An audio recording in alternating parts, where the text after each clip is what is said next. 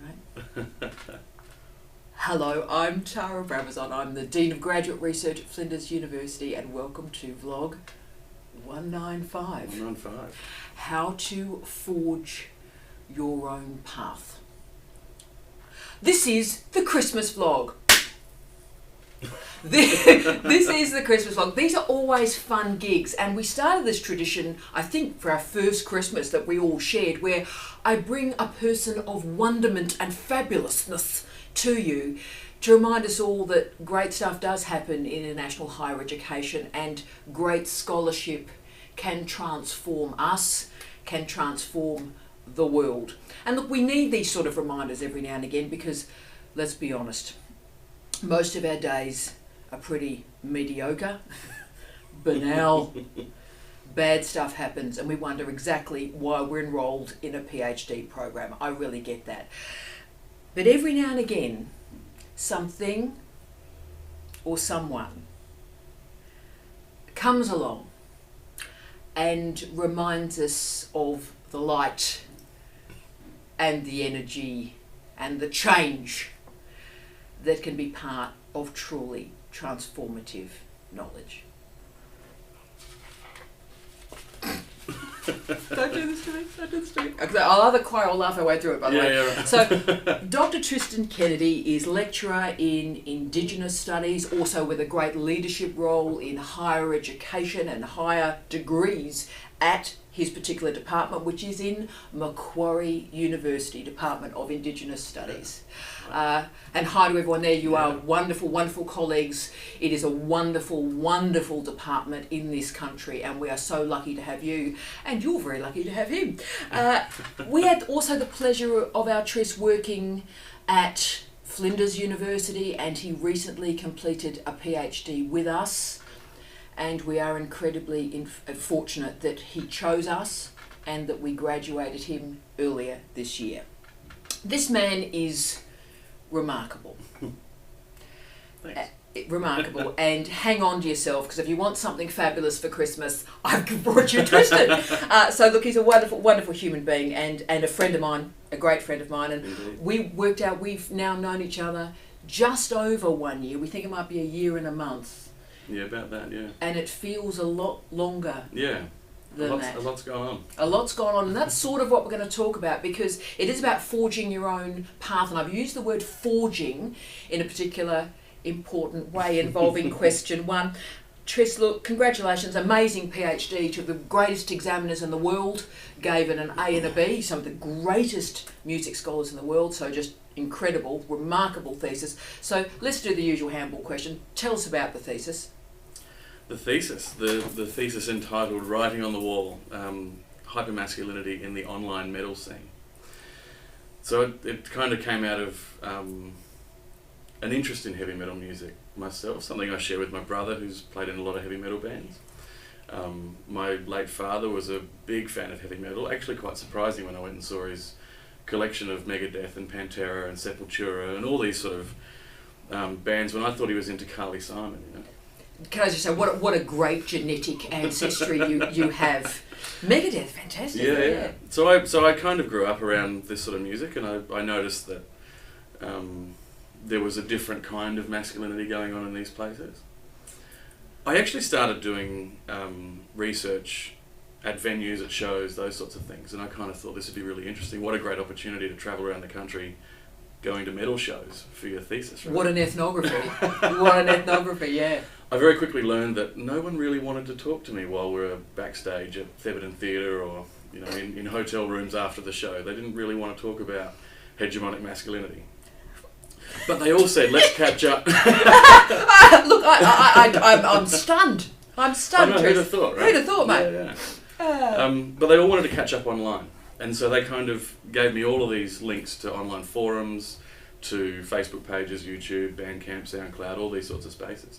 And so I went and caught up with them on there, and that's when I kind of noticed that the kind of interaction between digital communication technology and this thing that I noticed that was quite kind of uniquely masculine in the metal space was kind of, something was going on there. And so I thought that's really interesting, and that's kind of where I went. And so important in so many ways. Firstly, it is the greatest popular music thesis I've read in a couple of decades. So, because popular music and popular culture has suffered dreadfully, I think, in the last 20 years. We talk about this a lot, and it breaks my heart, it used to break my late husband's heart enormously that popular cultural studies seemingly left the building. And then this remarkable man appeared in our lives with this incredible thesis and did remarkable things. So firstly, brought back some of the more unpopular parts of popular music, which I particularly love. So it's like the popular music that people pretend isn't popular because it's like, but it's like incredibly popular. But also it's dealing with masculinity, and this is really the time for a man, not through a feminist lens necessarily, a man to explore masculinity, and that's important. And then, as we talked about through your thesis, hegemony is back as a paradigm, and it was tortured in the 1970s and the 1980s in cultural studies, really badly handled, and it was sort of Gramsci versus Althusser, and that was a false binary and all this stuff. And you brought back some really robust and interesting and modern post-GFC theorisation of hegemony. So these remarkable intellectual streams came together for this thesis. Yeah, that was, I mean, I guess thanks to some advice from yourself, as well as having a look at Perry Anderson's, I think 2017 they were both published. They were. Yeah, books on Gramsci and hegemony. And kind of, I guess he kind of went back and looked at the roots of the concept of hegemony, and actually the second book, I can't remember the name of it, I wish I could now that we're on camera, but there was one book where he kind of looked at the concept. There was another one where he actually kind of applied it in the context of today. Yes. It follows on really nicely, or undergirds, I guess, your Trump studies book, in a sense, as well. Look, it does, and I think there's something really powerful for those of us that are interested in the big ideas, and you are, and I hope everybody out there, this is the time for big ideas. And it is important, I think, to go back to get rid of the nonsense, to sand down all the nonsense that happened through the 1970s, 1980s, 1990s, sand that stuff down and see what have we actually got. Let's start with the concept and build it back up for our present and our purposes. And you've done that magnificently. So this is a great model, I think, for people out there. So what a thesis. But before we get back to the thesis and the research itself, we do probably need to talk about supervisors. Now, you went through some supervisors. Ooh, we had a few, yeah. Like a date through a body, let's just put that out there. You went through some supervisors. So looking back on it now with some humour for the Christmas vlog, what went right? What went wrong? What happened? I guess, I mean, it's a bit of a long story, as you know. But, I started off here at Flinders in 2012 with the idea that, 3 years later or so, I'd be kind of nearing completion or complete. Yep. I had a wonderful supervisor to start with in Dr Mary Holmes from sociology, who's now at Edinburgh University. Wonderful university, wonderful scholar. Mary got this wonderful job over in Edinburgh and went over there, and I couldn't go at that time, and I'm still genuinely happy for her. There was absolutely no hard feelings about that decision. Why wouldn't you take that job, right? Yeah. So anyway, I was kind of left in a department at Flinders that was kind of, it had just undergone a bit of a change where a whole bunch of people had left. There were very few academics working in that department at the time. Yeah. And so I kind of had a supervisor who, for one, I mean, this isn't meant to sound kind of horrible, but was the next best fit. Yes. Was someone so who... it's sort of like you've been dumped by number one boyfriend, and then you sort of got his ugly stepbrother, hoping that's going to be a good fit. Is that sort of the parallel, do you think, Tris? Yeah, I think maybe that could be... the next best fit. That's the funniest thing I've ever heard. I think, at the start of that kind of supervisory relationship, things were going really well.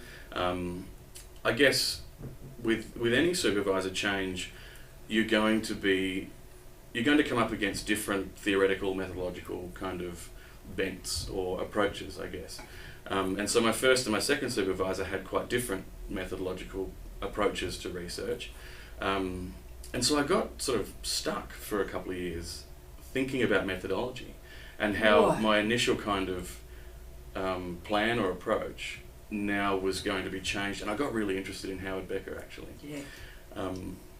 if anyone's reading Howard Becker or has read Howard Becker, you know it's very easy to kind of start with one and then just get stuck reading Becker for months and months and months. There's an evangelical commitment when you're in that zone. Yeah, It just makes complete sense and it fills your entire world. I do get that. And so I'm sort of exploring all different types of methods and things. Probably about 2 years in, decided to go part-time because I felt I was kind of sort of treading water a little bit. Yeah. I also went down the kind of Indigenous methodologies path.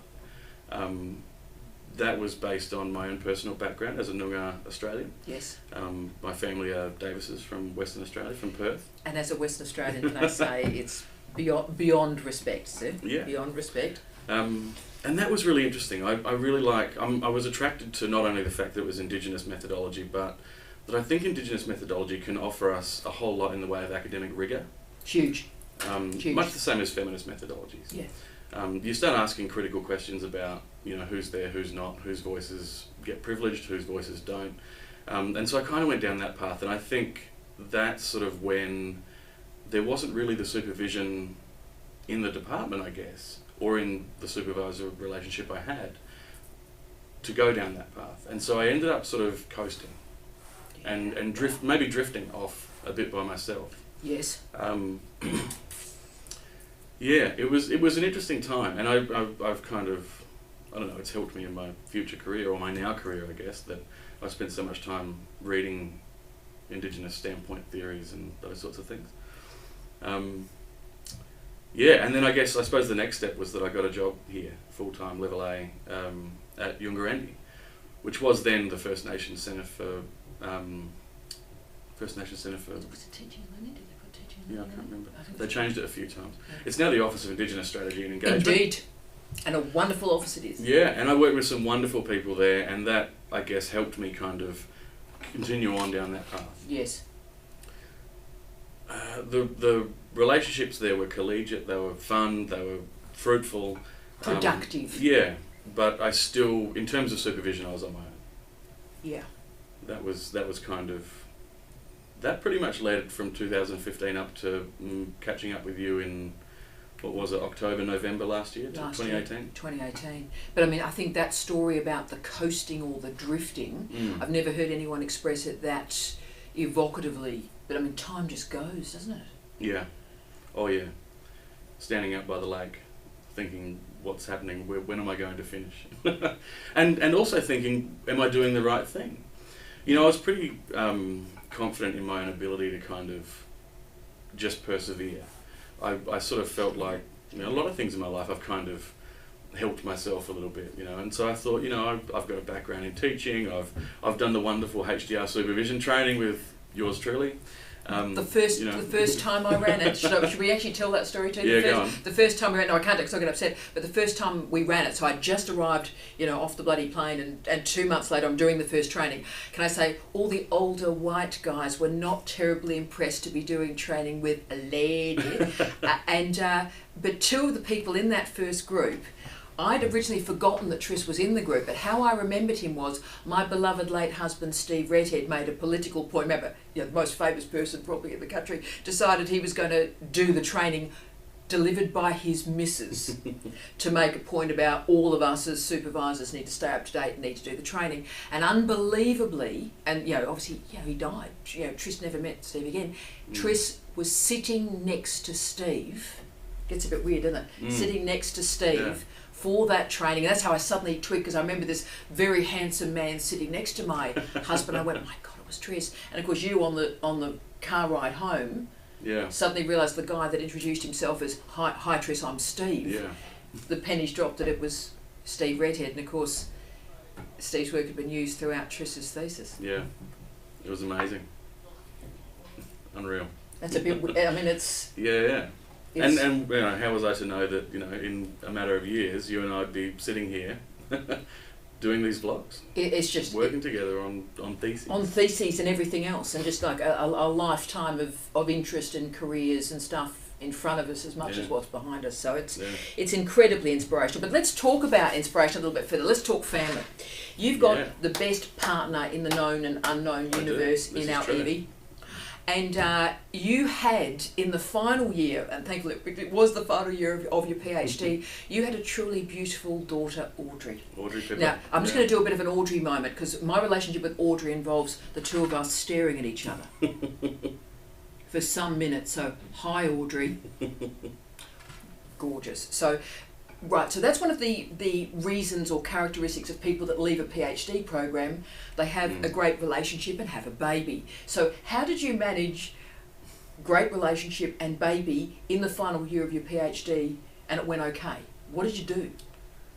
You know, we've talked about this a few times, I guess, and it's more we managed the PhD. Evie, Audrey and me managed that PhD. I had lost my job here at Flinders, and I found a job over at Macquarie University in Sydney. Now, we had a baby on the way. We just bought some property in Adelaide. We kind of thought this was all going full steam ahead here in Adelaide, and all of a sudden I'm a FIFO academic flying over to Sydney. 37 flights this year? 37, I think. Yeah, 37 flights this year alone, FIFO academic. Yeah. I couldn't have done it if, you know, there was, I actually spoke to a very dear friend of mine in Heather Brook, who sadly passed away earlier this year.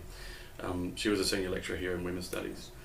And she said to me on the phone one day, she said, you know, Tris, as soon as it doesn't work for Evie, as soon as it doesn't work for Audrey, as soon as it doesn't work for you, you just make a decision to change. And that's always been in the back of my head that, you know, if it's not working, it's not working. But Evie's been incredible to support me, to look after Audrey while I'm away. And, you know, then I come back, I have a quick meeting with Tara, and then for the next 2 weeks I'm in front of the computer 7 days a week finishing a thesis with, you know, noise cancelling headphones on and all that, being, you know, essentially selfish about the whole process. And I don't know many people that would have put up with that. And, you know, I've always said, people sort of laugh at me a little bit about it because we have this sort of rogue single male version of academic life. But I always say, when we supervise an entire family. So, you know, Evie and Audrey were in this office. Yeah, they love coming in. We loved having them in. But that's a great example of, you know, this is sacrifice. This is family, deep sacrifice in the final year of a PhD with a baby. I mean, and you know, you're thinking you're having a bit of a difficult year. I mean, it's incredible, but again, it's about, as Heather said to you so evocatively, and what a remarkable woman she was. We lost her this year, for which we're devastated. Yeah. But she was right, because it's got to work. And look, all sorts of models of life and family and work and relationships operate effectively. Yeah. And the only thing you've got to do is call it when it doesn't. Yeah, for sure. Now, of course, as you've just specified too, you did the other thing that is the ticker box, you won't finish this PhD, because you started a new job in the final year of it. So it's like how to not finish a PhD. Yeah. So you also then started a new job at a wonderful university, so top end of town, Macquarie, big job, new teaching, new responsibilities, research expectations, new colleagues. Tell us about how you managed that. Again, I'm pretty lucky. I think, you know, I don't choose to surround myself with brilliant people. I just kind of happen upon them. You're a brilliance magnet, Chester. Yeah. Look, I think, I mean, in Macquarie, I mean, the kudos there has to go to Professor Bronwyn Carlson, my colleague and the head of department, who, as an Indigenous scholar herself, is very interested in supporting other Indigenous scholars to kind of get through, to get through the ranks, to navigate a system that's, you know, not set up really for anybody to get through. So yeah, I started work over at Macquarie, and immediately, you know, I sat down in my office and was given time to work on my thesis as part of the kind of research load. Not that there wasn't a whole bunch of other stuff in terms of publications and things going on. We do quite a bit of work over in that space, but yeah, I mean, I was really lucky to be supported in a new job, to be able to spend essentially the first year finishing a thesis. And my respects to Bronwyn. And there's a lot of conversation about management in contemporary higher education. There is a huge difference between management and leadership. And Bronwyn exemplifies that difference. Yeah. She is a remarkable leader, makes me proud to be an Australian woman, actually, to watch her incredible leadership, and I learn so much from her every single day. And this is a great example. So you back somebody, you back a brilliant man, and you know what? Success follows. That's leadership. Yeah, yeah. And success is happening. It's good. It's nice to see the kind of the fruits of our labour, I suppose. And grants, all sorts of things are forthcoming. Yeah. You've had an incredible year. But look, I just want to go back to a sort of negative moment. I'm a bit of an old goth. The old goth. The old goth and the metalhead have a conversation. So the goth and metalhead went into a bar. So look, you've managed a lot of triumphs. This is a triumphant story, this one.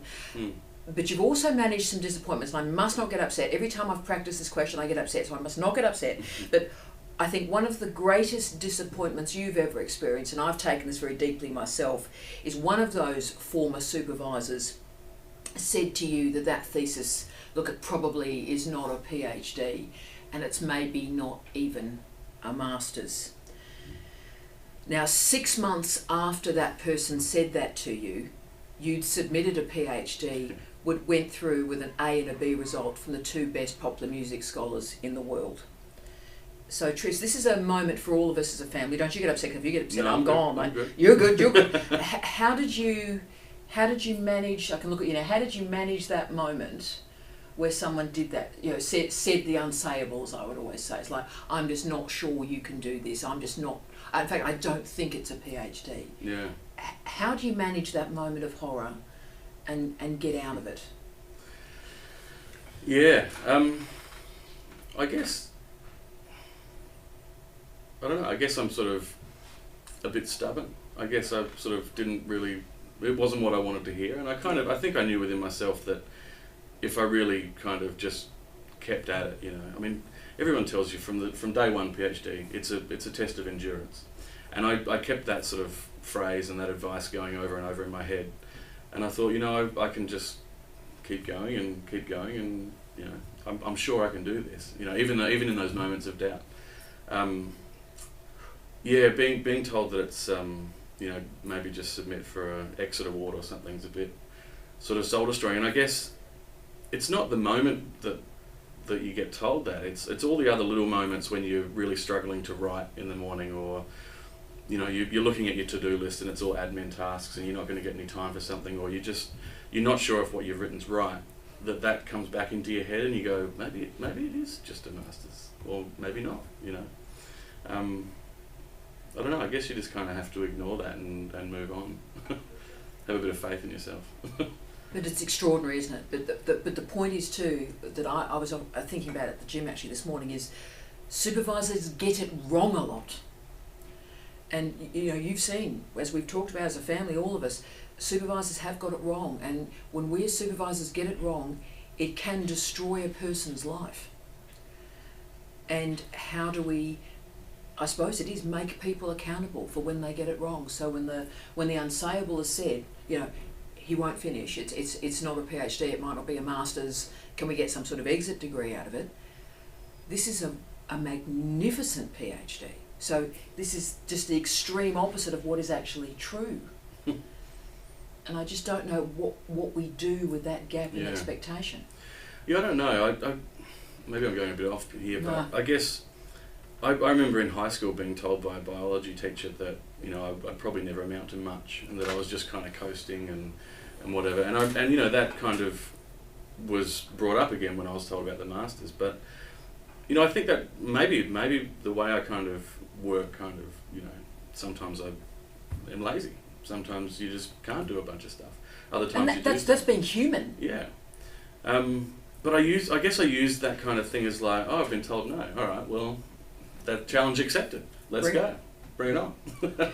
and that's why you finished. Yeah. That's why you finished. And I just wonder, the next question I'm asking, I didn't know these two questions would be linked, but I think they are. I've talked a lot in these vlogs, I talk a lot in my life about the importance of decolonizing the doctorate. We're doing a very, very bad job in Australia about decolonizing the doctorate. We're nowhere near even, post-coloniality. We're nowhere near that. And, we're doing a lot wrong. So Tris, help us. So the university is a colonising agent in the culture. Yeah. How can we create the spaces and the opportunities to even start the decolonising project? And feeding back, I suppose, to our last question, I wonder if the doubt from others comes from a deficit model of teaching and learning, that everyone's not, that's not a white man or a white woman, that we just assume, working class woman, all the rest of it, person with impairment and disabilities, trans, that, they're just not quite good enough. And it has nothing to do with the work, but everything to do with the deficit model of teaching and learning and supervision. Yeah, for sure. Help us, mate. Look, I think the answer to decolonising the doctorate or the academy even is, for me, kind of simple. I think we just employ more Indigenous people across the institution. Spot on. We don't employ Indigenous people only in equity units. We don't treat Indigenous studies departments as equity units. Indigenous people should have jobs in science and engineering, in computing and IT, business, finance, medicine, health, social sciences, humanities, the whole lot, across the board. I think when you have Indigenous people who are great scholars, and I've met so many in the last 3 weeks, and indeed in the last 7 or 8 years, that work across so many different disciplines, and have great publication records, have awesome abilities to attract grant funding and that sort of thing, brilliant minds that are wasted in equity units, and that can contribute alongside everybody, of course, within any discipline or within any college or school or whatever they're calling it at whatever institution. And I think for students coming through from undergrad through honours, masters, PhD, to see the kind of to see other Indigenous academics making it and making a difference, and also seeing these academics contributing to the direction of these departments as well. Yeah. Really means a hell of a lot for a student to see that kind of normalised, rather than having to sort of leave the faculty and head off down to the Indigenous Student Centre. Sometimes we call it here a Nunga room, or where you're kind of just isolated, and you get to kind of hang out together and share ideas and support each other as you tackle a kind of colonial institution. But still, you're on the outside, right? Absolutely. Yeah. And I just wondered, something I've been trying to do, obviously with my beloved husband Jamie Quinton, who adores Tris, is I think part of the white fella's job in this story is to demonstrate the absence or the lack of a consciousness. So when I've been talking with science and engineering, which is a great example, it's like asking the obvious question: why are there no Indigenous students here? Yeah. Why are there no Indigenous students in physics? And just start there. So what is happening that's not even available as a problem or an issue to discuss? So what do we have to do to raise that as a consciousness issue before we even do the pedagogy, andragogy, school, university relationships? And actually just say, how are you not aware that that's not even a problem? Yeah. Why are we at that stage? Yeah, it's strange. I've heard academics from physics departments, when talking about indigenising curriculum, say, well, we teach physics. How would we include Indigenous knowledges in that? Physics is the hard, true, objective, science. And in response to that, I mean, you just have to go and look at people like Dr. Chris Matthews and Kirsten Banks, the Indigenous astronomer. Chris Matthews is a great mathematician and uses Indigenous knowledges to teach mathematics. Absolutely. Generally in primary and secondary education, but which we've got to get right. Yeah, and as soon as we kind of get over that idea that there's this disconnect between Indigenous and Western knowledges, that actually they can work really well together. And like I said, Indigenous methodologies, I think, added rigour to my work. Absolutely. Being able to ask those critical questions from the perspective of Indigenous peoples who are marginalised and oppressed and experience colonisation from that side of it. Yeah. You start asking some really interesting questions that deserve answers, I guess. And realising that the margin is not a margin. The margin is this remarkable place and space that requires texture and meaning and centrality. Yeah. You know? powerful. Can I just say, I had a wonderful student that did work at Charles Sturt University on Indigenous sky stories, Indigenous sky stories. So looking at astrophysics, particularly again in the secondary curriculum, huge. And for me, that's a decolonising moment, but we need more of them. Yeah, for sure. Extraordinary. Exciting stuff, though. Look, it is. It's a great time. When you sort of talk about Indigenous methodologies, I mean, I spend a lot of time, I have nothing to say or write at this juncture, but the reading I'm doing at the moment on yarning as a methodology, you know, I did oral history, oral historiography, and it is so, a lot of medical pins and needles, I get so immersed in it. I have nothing to say yet. I might not have anything to say for some decades, but I find it inspirational reading for the rest of the work that I do. Yeah, sure, yeah. And there's a lot, I guess, being done around yarning and conversational method recently. It's really cool. It's a booming area. It's an absolutely booming area. So let's do to the next stage, Tris. The next stage. Let's talk publications and what's been happening since the thesis, because that's an incredibly inspirational gig in itself. Yeah. Wow. Where do we start? This is, I mean, the Department of Indigenous Studies at Macquarie Uni. We work really well as a team, and I guess with the guidance of Bronwyn, we volunteer for a lot of stuff. Yeah. So I mean, particularly the focus on social media in my thesis has led me to kind of link up really nicely with Bronwyn Carlson and another colleague, Andy Farrell, at Macquarie, looking at how Indigenous people use social media, how Indigenous people navigate negative content. There's a big focus on harmful and hate speech and that stuff at the moment. A lot of organisations such as Facebook and Twitter and that are really interested in how do we kind of identify that stuff. Yeah. So we're doing a lot of work in that space. We've got a whole bunch of invited and accepted chapters that I'm sole authoring, co-authoring on Indigenous political action online. Really excited about some translocal and Indigenous identity and digital community building. So we're writing a chapter for that for a book on global indigeneity. Big theory. Yeah, it's getting it's really exciting stuff. And I guess the thesis on heavy metal, you might think is quite different from writing on Indigenous people and social media. But I'm writing a chapter on how online heavy metal spaces are a great site for Indigenous people to get this message of resistance and resilience and sovereignty and decolonisation out. And start these conversations just in little comments pages or, you know, the Facebook comment sections and that sort of stuff. It's really cool. Tris, this is what I wanted for you, that I wanted all, you know, you're a truly brilliant man with a truly remarkable, spectacular brain. And what I wanted for you is all the filaments of your expertise to start to come together as a spider web. And basically that spider web can just take over the garden and then take over the world. And that's what's happening. We should probably talk about the book too, because I did read the book proposal this morning. You supposedly know one of the editors of the Deviant Leisure series with a big highbrow, the two wonderful editors. So Deviant Leisure is a book series at Emerald Publishing, which the wonderful Dr Leanne McRae has also published in. And it is a wonderful book series, and so I literally read the final draft of the book proposal this morning and sent it back to you, I think about 4 o'clock this morning. And so I intend, with your permission, to send that to my colleagues for reviewing next Monday. Yeah. So the thesis, it is a great example of the thesis has become a book. And how do you feel about that? Well, I'm excited. I guess, you know, it's sometimes hard actually not to just go, well, that gives me 5 points on my research active kind of tally, you know.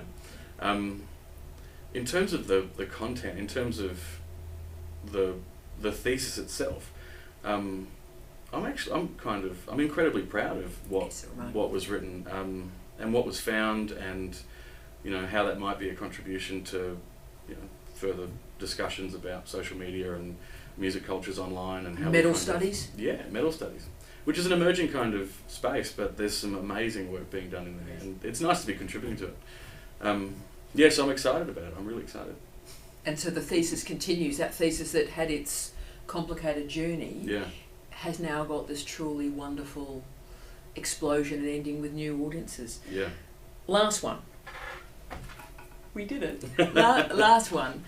Look, there's people out there. Look, 2019's been a tough year for a lot of people. A tough year for us. Yep. We've struggled through it. We've forged a path. Yeah. And we were out the other side. We've managed. Wow, we've done Yeah. it. But for everyone out there who's having a real bad day, having a bad week, having a shocker of a month, having a really bloody dreadful year, or maybe just a shocker of a candidature. You know, they're in the middle of it and then they're just walking through treacle and then it's over their head and just... What would you say to those people? Wow, that's... You know, because you've all these things happened, and you kept going. I guess, I mean, as you can probably tell through the discussion that we've just had, I've maybe not even purposely, but surrounded myself with truly brilliant people who are supportive, brilliant people who have wonderful knowledge and are willing to share it. And these people like yourself and Professor Bronwyn Carlson, Evie and Audrey, my family. Your wonderful mother. We should do a wonderful shout out to your mum. My mum, hi Jo. You're wonderful, Jo.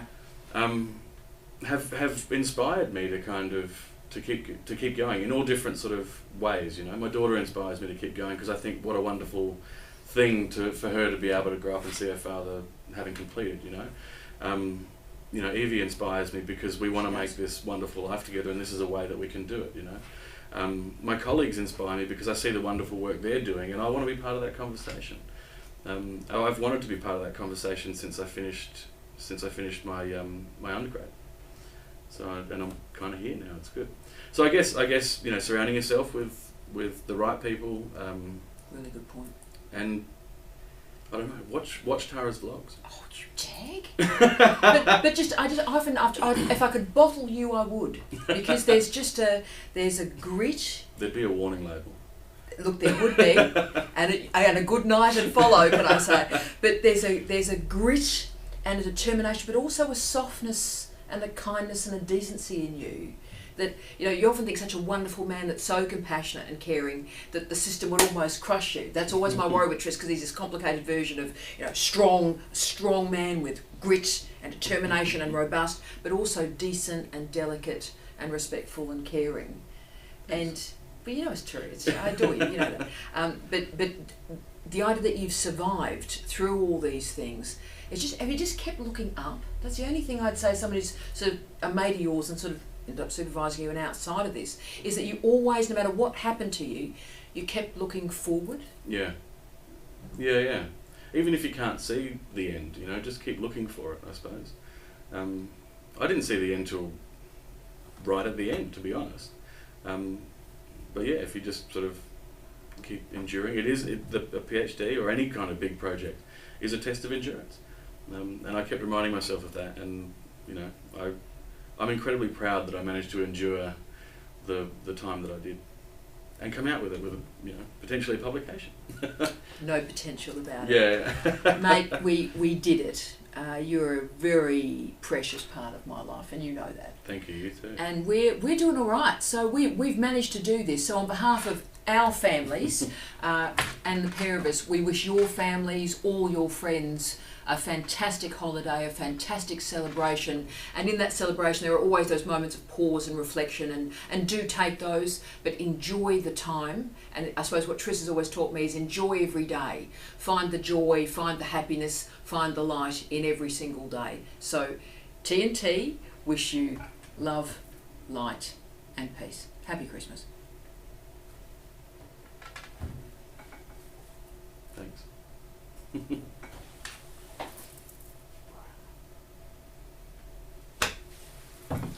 I got through it with there we go. How did that feel? Yeah, good. Oh, good. mate. I hope I stayed on track. Oh, you were magnificent. Yeah, good. We went places I didn't know you'd go. Oh, hell. Oh, that was fantastic.